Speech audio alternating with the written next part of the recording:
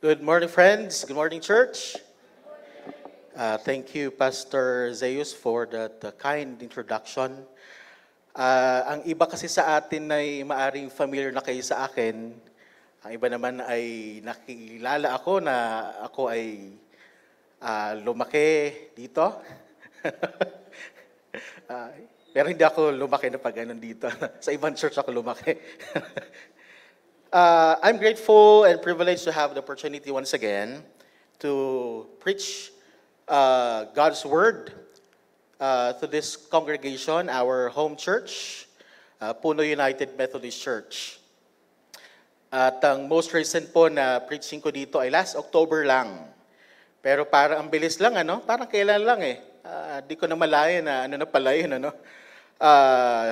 Ilang buwan na palang lumipas.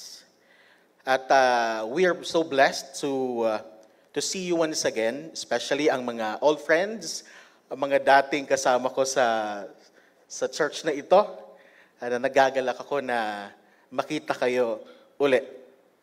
So today, friends, I hope and I pray that today's worship service will engage your mind and speak to your heart. Please join me in prayer. O merciful and gracious God, may your people receive the message of your love, of your forgiveness, and we ask you, O God, to open our eyes, open our hearts, so that we may grasp the profound truth that brings life and joy. In the name of Jesus Christ, our Lord and Savior, we pray. Amen. Friends, we are now in the 6th Sunday of Easter in our liturgical calendar. But in the gospel reading for today, isipin natin, Easter season, and yet, ang ating gospel reading ay parang bago i-crucify si Jesus. Bakit kaya ganon? Kung ang Easter reading, gospel lesson sana ay patungkol sa risen Christ, but for today's gospel lesson, ito ay ang pre-crucifixion text. Mahalaga kasi sa atin na tayo ay maalalang muli kung ano nga bang tinuturo ni Jesus sa atin. In the gospel reading for today, Jesus summarizes the essence of Christian teaching in a few simple sentences. Jesus said, "This is my commandment, that you love one another as I have loved you." Magmahalan kayo sa isa't isa sa kung paanong minamahal ko kayo. So for today's message is entitled, Love God, Love People. Because to love God is to love His people. Tingnan nga po ninyo yung katabi ninyo. Tapikin niyo, sabihin mo, mahal kita. Ayan. Kaya alam niyo po, habang inaawit natin kanina yung mahal na mahal kita sa Panginoon, o mahal na mahal kita Panginoon, hindi lang ito basta awit sana sa atin, ito ay reminder sa atin kung paano ako yung minahal ng Panginoon, na-experience ko ang great love ng Panginoon, pinapasa ko itong pagmamahal na ito sa iyo. So therefore, to walk in the ways of Jesus is to mirror His unselfish love. Kasi may mga pag-ibig na hindi selfless. Therefore, as followers of Christ, we should love and care for others with the same affection, same love, and kindness that Jesus exemplified. Now, if you read your Bible and pray every day, you will, amen, you will grow, and you will know that Jesus' entire life was characterized by love and service towards others. Because the summit of His love was exemplified in His sacrificial love, or sacrificial death on the cross, motivated by His passion, His deep love for us. Kaya alam niyo po, pag ako ay nagpipreach at sinasabi ko, pag pumapasok kayo sa sanctuary, ang madalas makita natin ay malaking cross. Hindi lang po yan display na masabi natin, oh my cross. Ito ay isang reminder sa atin patungkol sa kung paano tayo minahal ng Panginoon.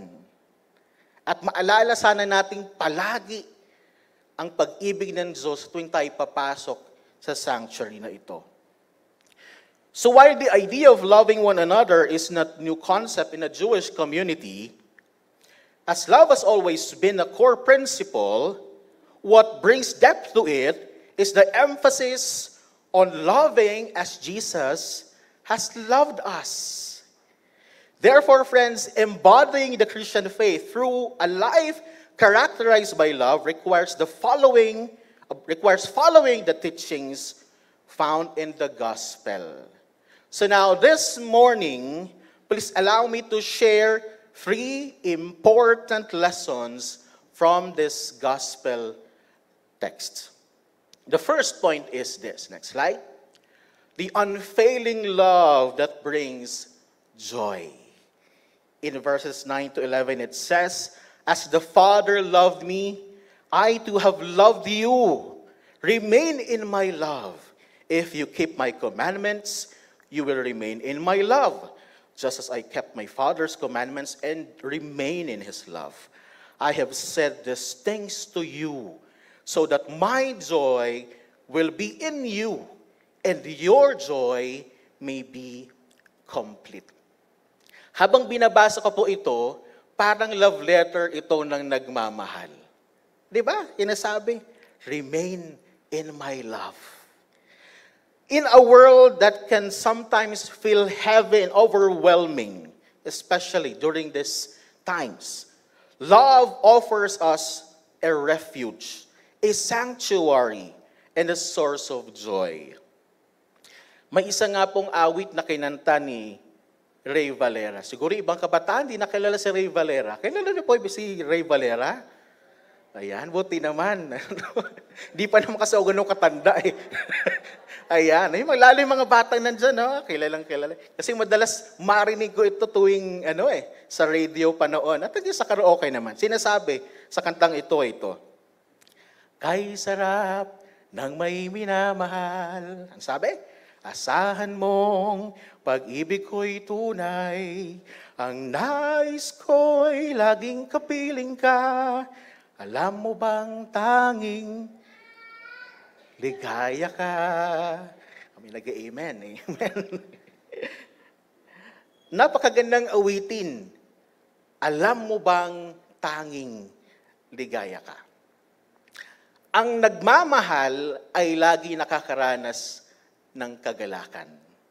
Kaya po kang isang tao ay nagmamahal, hindi man ito pagmamahal sa karelasyon. Ito rin ay pagmamahal sa kapwa, pagmamahal sa magulang, pagmamahal maari sa ginagawa, sa ministry, pagmamahal sa church, na andoon ang joy, maski mahirap. Tama po ba? Friends, true and lasting joy can only be found in the unfailing, in the unconditional love of God, demonstrated through obedience and a deep relationship with Christ. In the teachings of the New Testament, love, as defined by Jesus, this agape love, this unconditional love, emphasizes caring for others' well-being unconditionally, irrespective of their responses. Ibig sabihin nun, mamahalin kita kahit na. Mamahalin kita kesyo ano paman. Diba? Ganoon ang pagmamahal ng Diyos sa atin. God loves us unconditionally.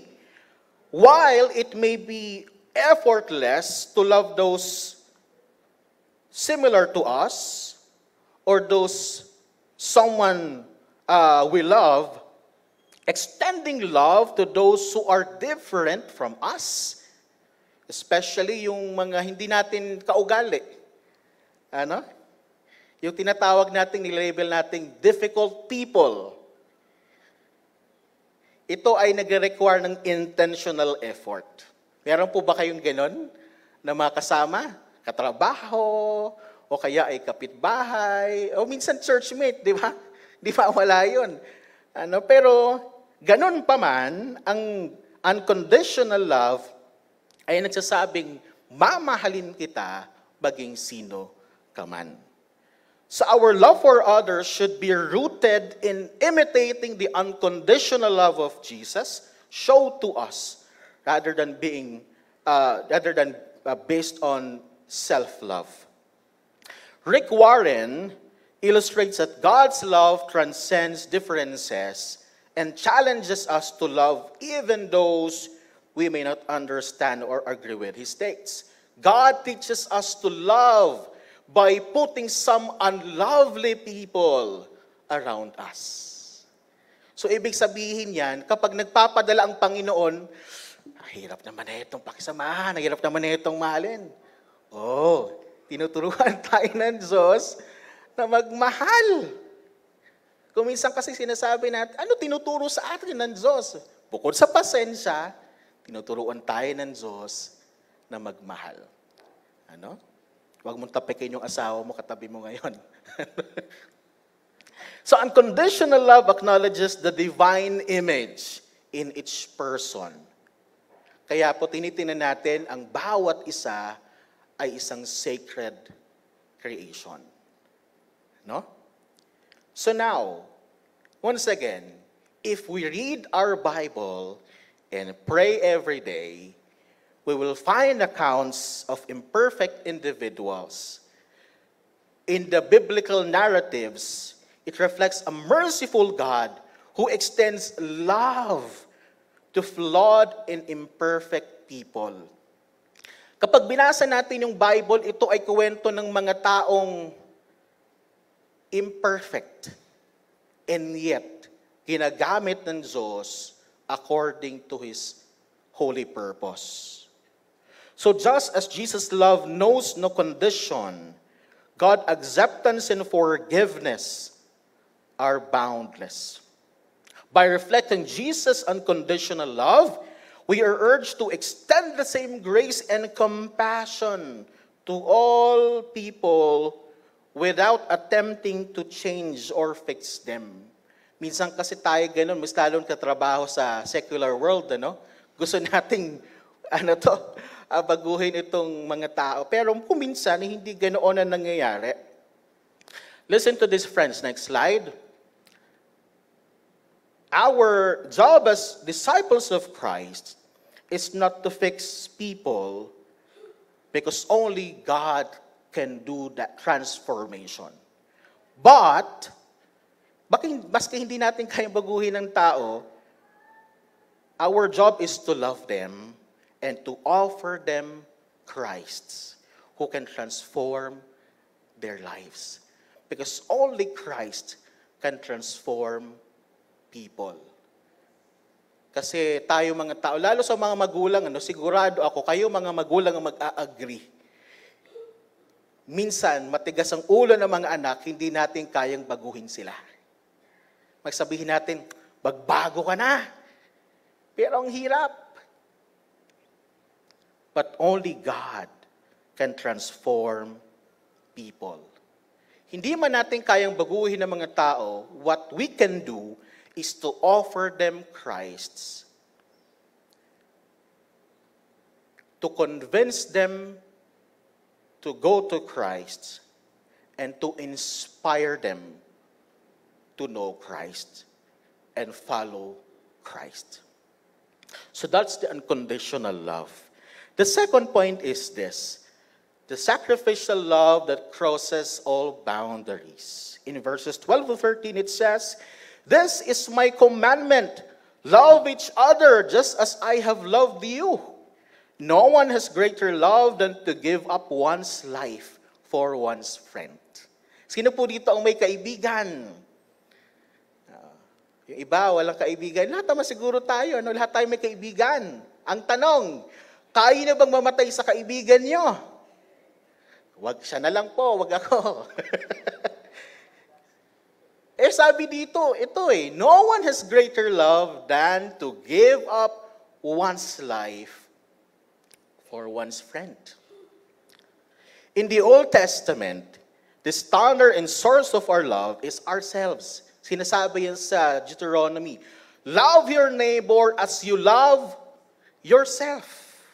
Bukod sa love your God with all your heart. Ang pangalawang commandment, love your neighbor as you love yourself. But in the new commandment, Jesus' love is now the standard and source of our love.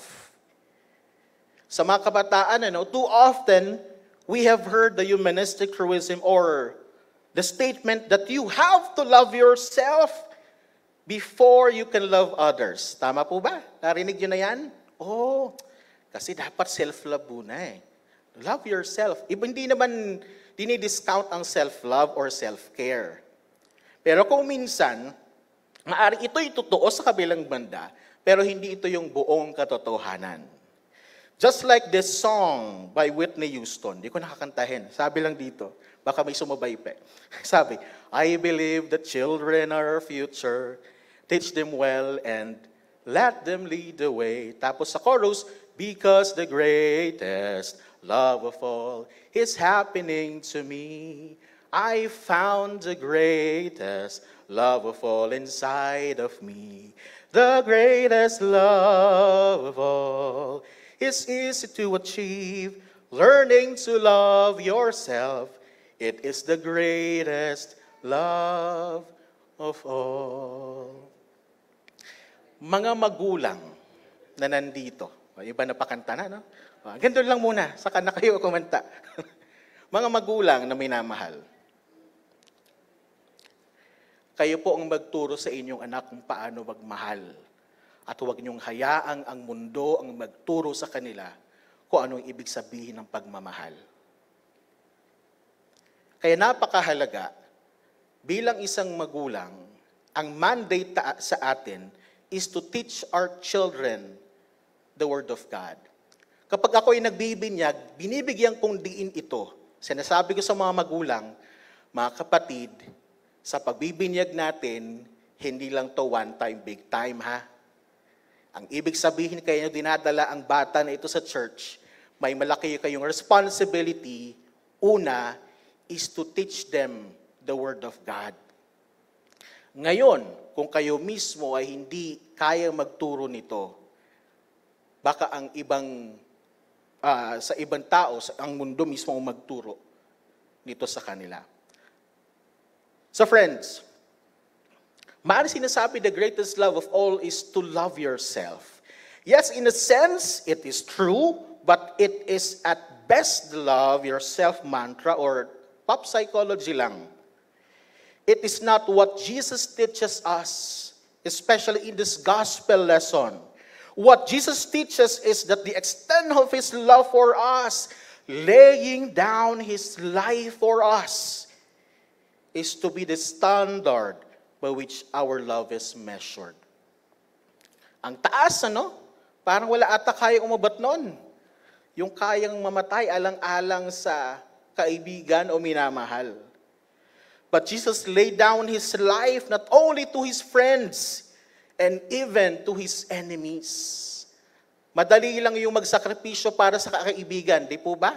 Pag kaibigan mo, kaya mo magpasensya. Pero pag hindi mo kaibigan, parang madali tayong mapikon. Maiksi ang ating pasensya.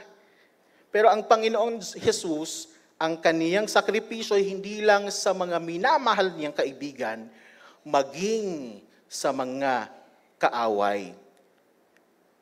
Jesus laid down His life not only to His friends, but also to those who persecuted Him, to those who denied Him, and to those who betrayed Him.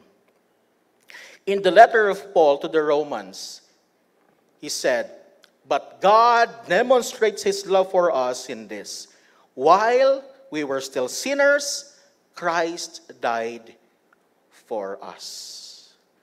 Now, friends, love necessitates sacrificing one's own interests for the sake of others, always putting their needs ahead of your own. Because when you are willing to make sacrifices, then you are ready or prepared to love. Kung kaya mo nang magsakripisyo, ay handa ka na ring magmahal.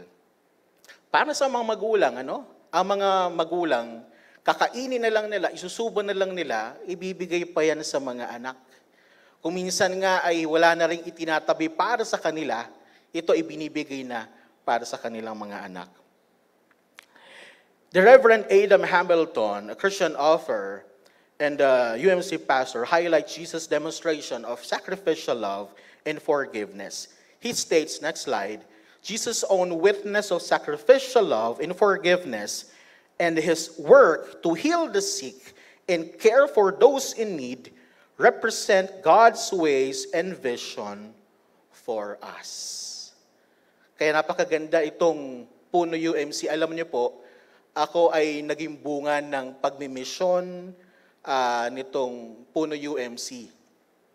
Bukod sa naging bunga bilang scholar, ay ako rin po ay bunga ng kung saan naghasik sila ng salita ng Panginoon sa mga kabataan. Kaya sa sakripisyong ito na ginawa ng mga kapatid natin ay tunay, hindi ito nasasayang. At ganoon rin sa atin. Kung handa tayo magsakripisyo alang-alang sa Ebanghelyo, paalang-alang sa Panginoon, alam nating hindi ito kailanman masasayang. The last point is this. The practical love in action. In verses 14 to 17, it says, "You are my friends if you do what I command you. I don't call you servants any longer, because servants don't know what their master is doing. Instead, I call you friends, because everything I heard from my Father I have made known to you. You didn't choose me, but I chose you and appointed you so that you could go and produce fruit, and that your fruit could last. As a result, whatever you ask the Father in my name, He will give you. I give you these commandments so that you can love each other." Alam niyo, pagkaibigan natin ay mas nagiging bukas tayo sa kanila. Yung sinasabi sa atin, minsan ay gusto rin nating ikuwento sa mga kaibigan natin, yung magandang naranasan natin, madalas ang unang pinakikwentuhan natin ay yung mga kaibigan natin. At ganoon si Jesus, dahil naranasan niya, ang Diyos Ama ay pinaramdam ang pagmamahal na iyon, naisa niyang iparamdam sa ating lahat. Ngunit hindi lang ito basta damdamin. Ito rin ay love in action. The Reverend John Wesley, the founder of the Methodist movement, highlighted the social aspects of the gospel, asserting that there is no true holiness without social holiness. He emphasized that the love of God must be interconnected with love for our neighbors. So the practical love demonstrated by Jesus through his sacrificial death on the cross as a pointed example of this selfless action. Kaya ang isa sa mga sinasabi ni Mother Teresa ay ito. Next slide. It is not how much you do, but how much love you put into what you do. That counts. Maski ang dami nating ginagawa, ngunit wala naman itong kalakip na pagmamahal, ito ay mawawalang saysay. Parang sa pagmimisyon natin sa iglesia, maaring isang church ay punong-puno ng mga gawain sa buong linggo, ngunit kung wala ang pag-ibig, wala ito mga kapatid. Alam nyo, bilang pastor sa mahabang panahon, naranasan ko na to. Yung alam ko, ang dami kong ginagawa, pero parang wala na doon yung passion, wala na yung pagmamahal. Mukha kang busy, pero hindi ito nagiging effective kasi walang kalakip na pagmamahal. So friends, Christians are called to embody practical love by meeting the tangible needs of others with compassion and care, mirroring the example of Jesus to love. Let me share with you this account in the church history. Next slide. In the middle of the 3rd century, a plague swept through the Roman Empire. Parang COVID, So known as the plague of Cyprian. Some reports suggest that about 5,000 people were dying every day. Imagine that, ano? Nung COVID tayo, mas mataas pa ito. Panic ensued and healthy people were fleeing from the cities to wait out the plague in the country. But Christians stayed to care for the sick. Following the example of Christ, the Christian believers provided compassionate nursing care for their pagan neighbors, bringing them into their houses, washing wounds, cleaning up the blood and the diarrhea, and providing water, food, and basic medicines, ministering to them in Christ, even though they knew that they were exposing themselves to extreme risk. In the church history, the 4th century account of the church beginnings, a historian named Eusebius explains, and I quote, next slide, "All day long, some of them, Christians, tended to the dying and to the burial, countless numbers with no one to care for them. Others gathered together from all parts of the city, a multitude of those withered from famine, and distributed bread to them all." Imagine that, friends. Isipin natin, hindi naman yung kasama sa church. Mga pagan believers ito. Bakit kailangan extend ang tulong sa kanila? So what was the response of the Romans around them? Eusebius elaborates that believers' deeds were on everyone's lips, and they glorified the God of the Christians. Such actions convinced them that they alone were pious and truly reverent to God. So friends, decades after Eusebius, the last pagan emperor Julian recognized that the Christian virtue of compassion was a key factor in the transformation of their society. Next slide. Emperor Julian recounted the events to a pagan priest in this manner. And I quote, "These impious Galileans not only feed their own poor, but ours also, welcoming them into their agape. They attract them as children are attracted with cakes." End of the quote. Mga kapatid, ito yung sinasabi nating practical love in action.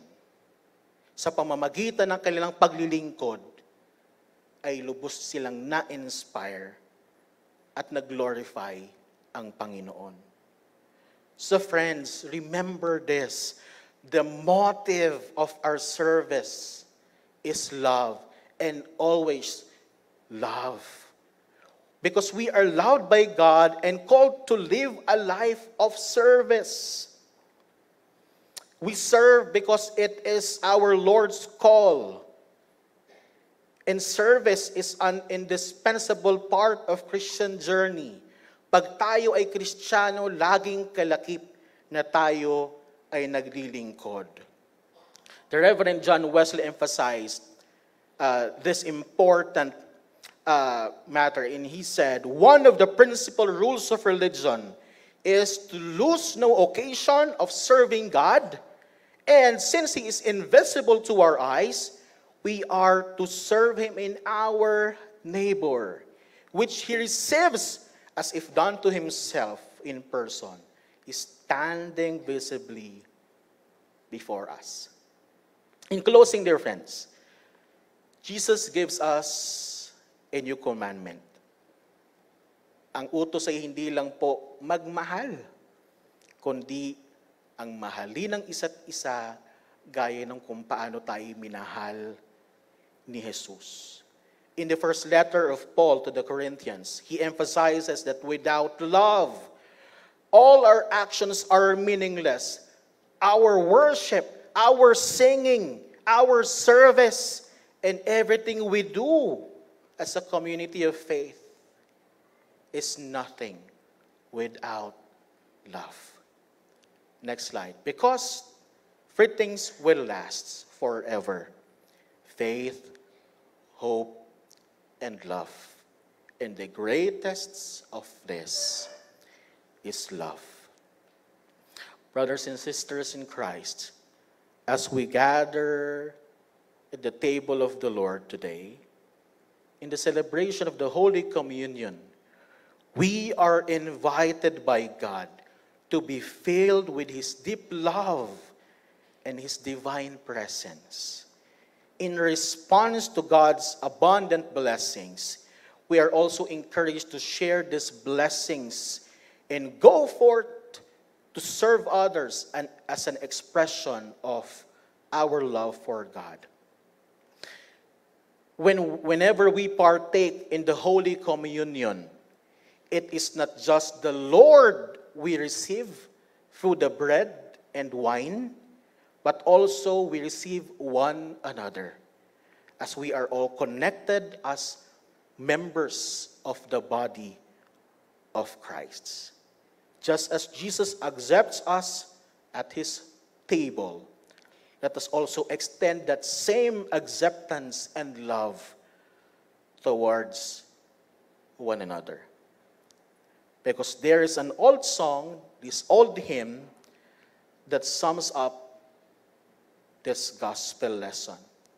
And the song goes like this.